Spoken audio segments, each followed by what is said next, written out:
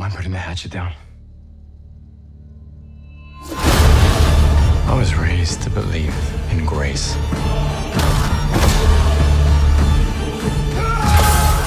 But I was also raised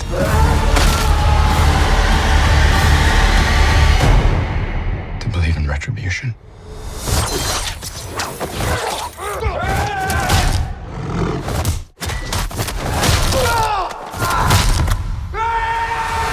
Jamaal Finkley, BlackTree TV. Man, the way that this opens up is epic. I mean, like in all the MCU stuff, I mean, yeah, Black Widow with a great opening, and this is like right up there with all the other ones. It's a great job. It's a great way to bring back Daredevil. Like, how excited were you all to sink your teeth into this lore? Yeah, and thank you, by the way. We've just been kind of just getting our first taste of outside feedback on it, and we're hoping that people would respond to, especially the opening, and it's because it's heavy too. It's huge and it's heavy. We are huge fans of the Netflix show, and we wanted to make sure that it felt like that it had that same bite, you know, that it had that same, doesn't really sand off the edges in a lot of ways, character ways, complex characters, violence, all of that. And our showrunner especially had a really great idea of opening up the show in a way that feels really familiar. Like, there they are. It's like the second shot, third shot, or something like that. Is there they are, all together, happy, walking down the street. I know this, right? And you feel the warm and fuzzies. And it's because the show is called Born Again. It's taking you up to a great height because there's going to be a great fall, and it's going to hurt very badly, and it hurt us as well to even do it. But it feels incredible to play in the sandbox, you know. Yeah. I'm curious, when you're directing Murdock and he's playing a visually impaired character, and we're all sighted. Is it takes that you have to retake, because like, okay, now you've given away that your sight? Is there stuff that's like, hey, let's do that again to be more, Mm-hmm.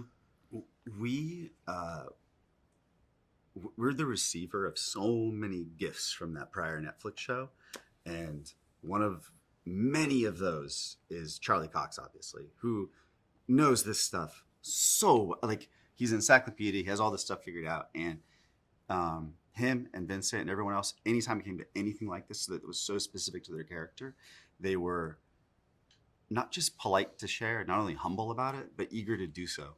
They loved the show, they loved the characters, and they were just so humble, and like us coming in and doing this season with them, and it never felt like it was like the truth. I mean, the truth is they have over 10 years of seniority on us on this. Yeah. I never felt it, and they were always but this question specifically, Charlie was like, he's on it. And it's an effort for him too. I mean, he's thinking about it all the time, and there's a lot of scenes where in rehearsal he would massage it. He would be like, hey, it should be actually over this way if this is how I would experience things and all of that. He's got it like the back of his hand. And now we have a document that we've written up, which is called How to Shoot Matt Murdock. Because it's strange, right? He's wearing a mask half the time. So how do you capture emotions? Luckily, he just gives it to you. It works perfectly. Or like, he can't make eye contact with his scene partner. So how do you make that feel right? How does it not feel like an odd eye line? Or how do you do a point of view shot? Spoiler, you don't. But there's a lot of little tricks. But Charlie is like right on us to make sure that we never feel like we're gonna stumble there. So I got kind of like the Jordan rules. I got the Murdoch rules. Yeah, exactly. Yeah.